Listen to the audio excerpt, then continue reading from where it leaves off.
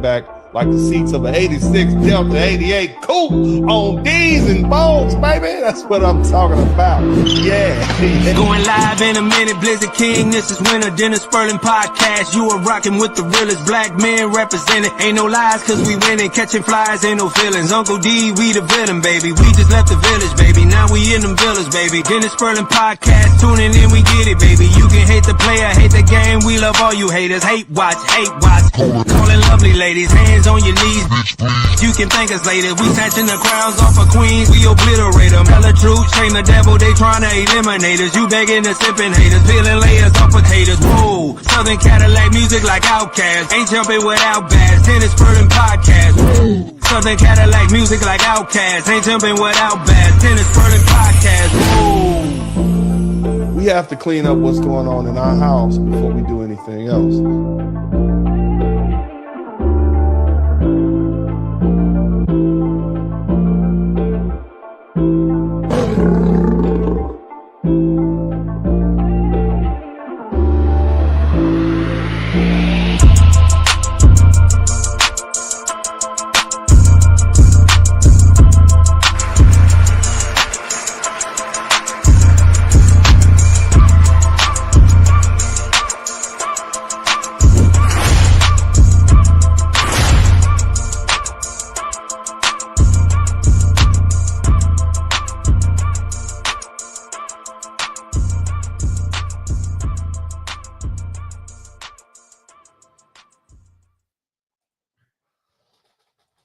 Hey, what's up, everybody? Welcome to the broadcast. This is Dennis Sperling, the Blizzard King, and I want to share a little bit of your time with the. I want to give you this cold hard truth, and but I want to thank you all for coming to my channel, coming over here to the Blizzard King channel.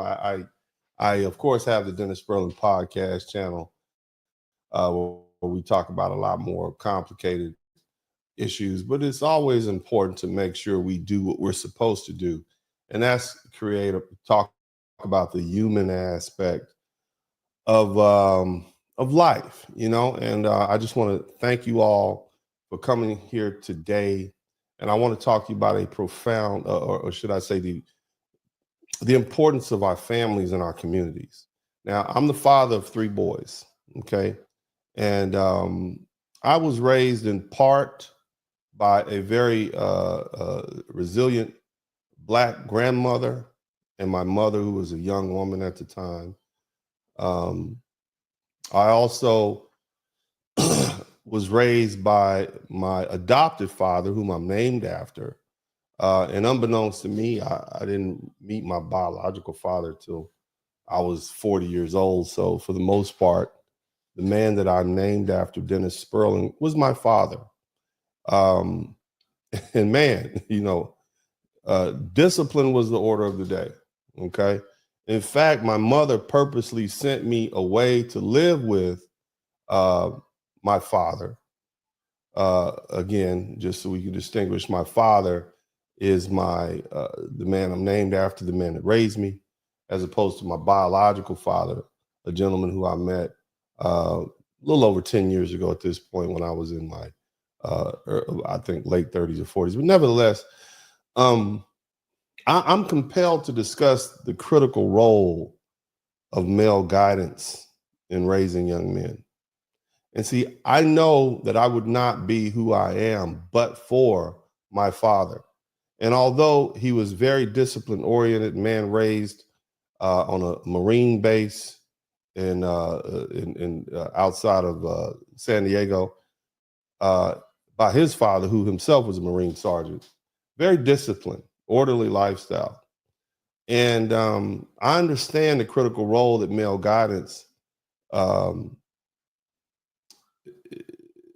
plays in raising young men, okay? And today, we're going to examine the legal and societal consequences when that guidance is absent, using a very recent tragedy as the lens of understanding the broader challenges we face. But before diving into this broader issue, I want to talk to you in depth about this case. Now, I'm going to bring this up, and I want you guys to take a look. You can read it for yourself.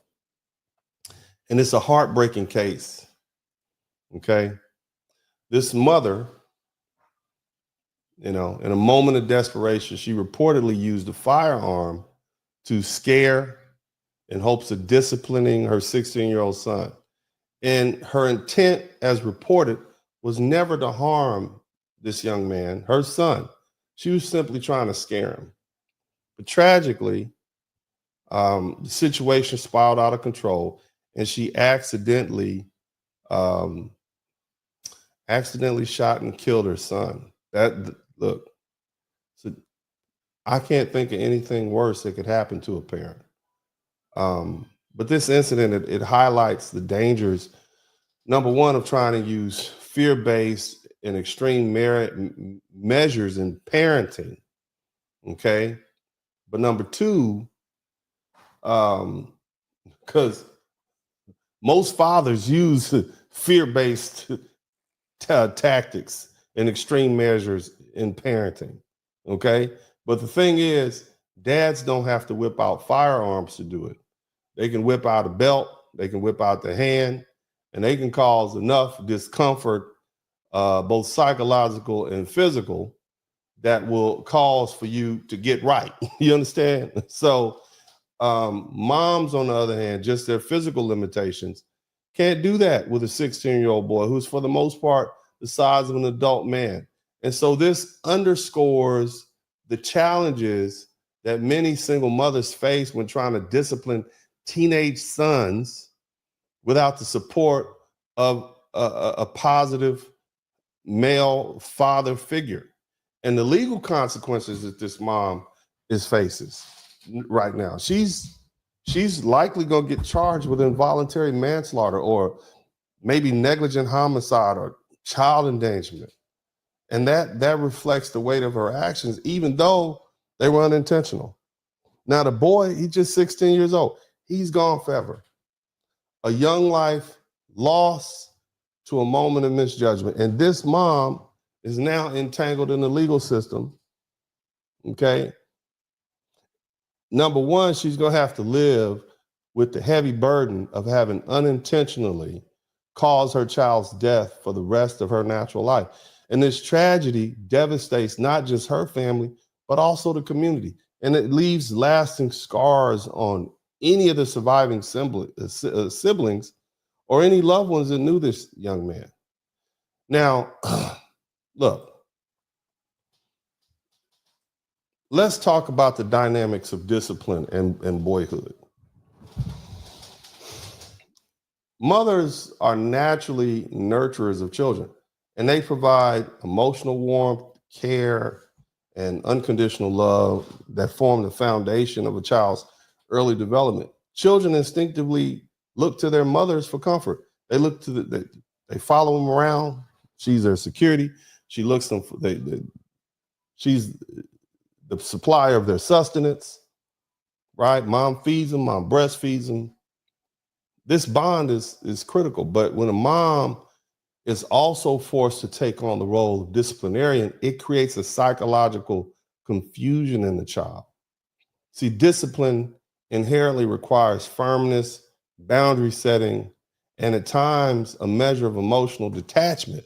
These are qualities that could seem odd with a mother's nurturing nature. And when mothers must discipline, children may struggle to reconcile the comforting, the loving figure that they depend on with the one enforcing the rules and consequences.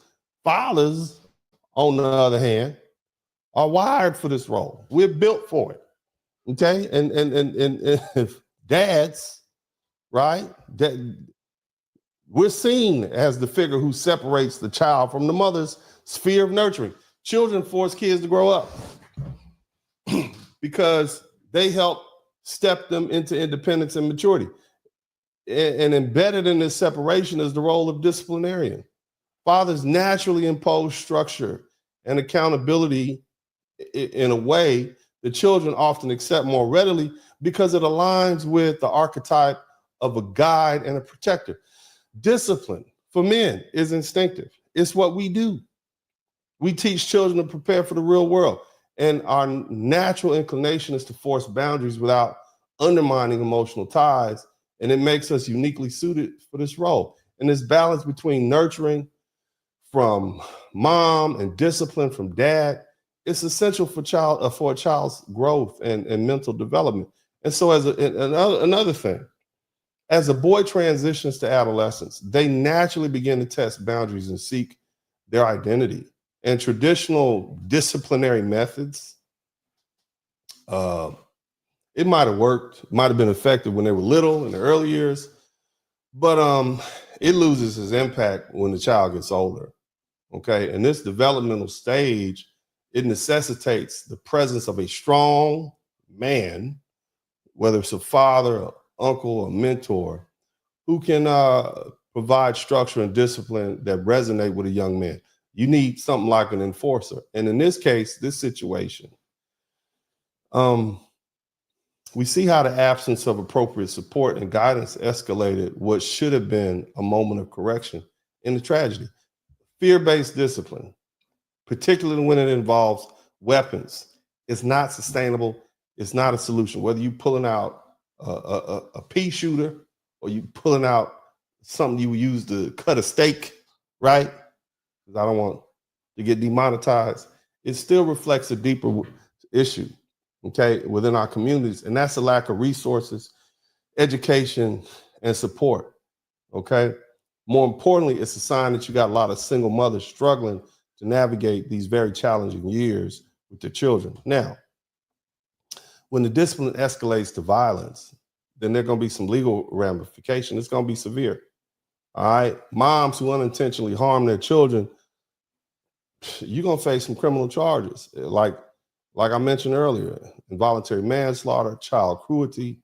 And in this case, mom's legal battle will likely result in some very significant consequences for her and her surviving children, both in the courtroom and the societal impact on people who know about this incident is going to be immense. This is a tragedy. Families torn apart, siblings traumatized. The communities is going to be left grappling with grief and anger. And in the Black community, these tragedies are not isolated events, but they're larger patterns influenced by systematic issues. These studies show the Black families are disproportionately affected by structural inequalities, including poverty, lack of access to mental health resources, and systematic bias in child welfare system.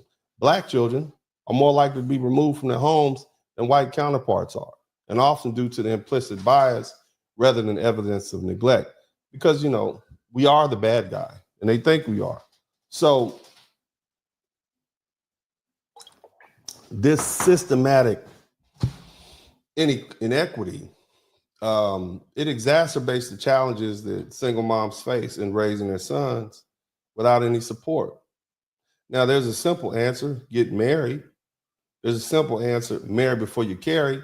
But with 70% of the Black population being born out of wedlock, that's not something that can address the issues we're dealing with right now. Okay?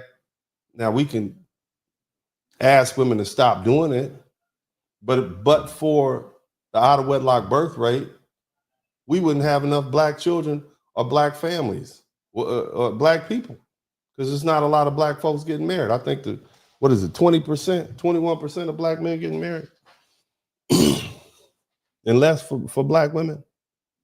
But nevertheless, the absence of these father figures in the lives of young men, it contributes to a cycle of violence and incarceration, because these boys are out of control. You can't tell them nothing. They can't be disciplined. They don't want anybody disciplining them. And so they buck up against authority.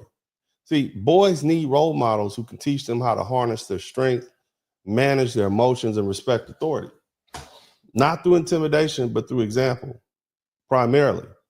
Okay? Now, this case that we're dealing with, it underscores how the lack of male guidance creates a void that can lead to catastrophic outcomes. Had a daddy been there, that situation wouldn't have went that far. But when you have a father who's absent, the responsibility falls on the mother. Okay? It's her fault. It's her responsibility. I'm not blaming an absent father for what she did with her son. I'm just saying that had a father been there, the situation shouldn't have escalated like that.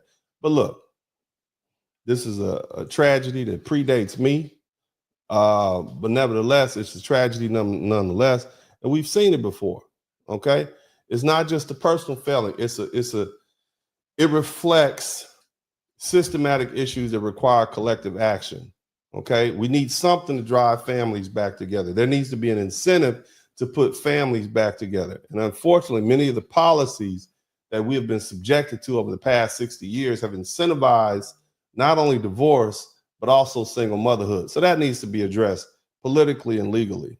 But right now, communities, okay?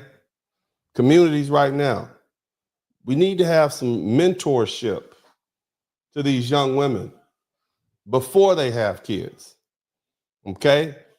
Now for the ones who, so it doesn't need to be from a Sexy Red or a Sukihana, okay? The other thing is, conflict resolution. All right. Maybe they need some parenting workshops. Maybe we need some mental health resources. Okay. But at the same time, we need to address that root cause. And that is the policies and the systematic procedures that are driving families apart. Because, see, this is not, money can solve a lot of things. Racism might be a problem. But at the end of the day, what is leaving these families vulnerable? Okay, why are families being driven apart? Is there a monetary incentive that makes women think they can do it all on their own and they don't need a man? Probably so. Okay. Nevertheless, this case also forces us to confront our relationship with firearms. It's not the end all or be all. Okay, you should never try to discipline your child by fear and whipping out a firearm. You don't whip out a firearm unless it's a life or death situation.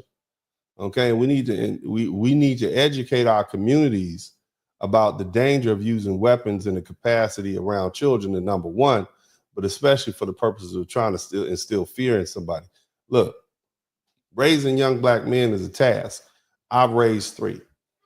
Okay, and it's impossible for a mother to do it and do it well. Even if he grows up and there's no violence, there's still issues.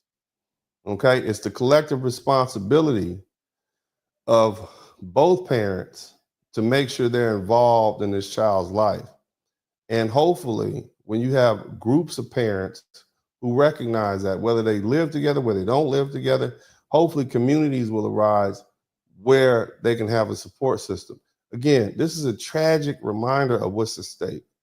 A young man's life has been lost. A mother faces the weight of her actions, and the family's been shattered. Okay, but let's not allow this tragedy to be in vain. Let's use this as a call of action to address some of these systematic issues that contribute to these outcomes. Number one, the shattering of Black families. And the incentives by many of these policies coming out of the different and various houses of Congress and legislative bodies that incentivize not only divorce, but also single motherhood. Let's honor this man's memory and all the other young people around the world, and ensure that no other family has to endure this loss. This is the Blizzard King with the cold, hard truth, and I'm out.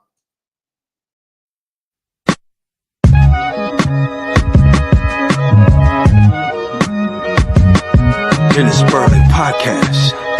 Hit the like button, subscribe.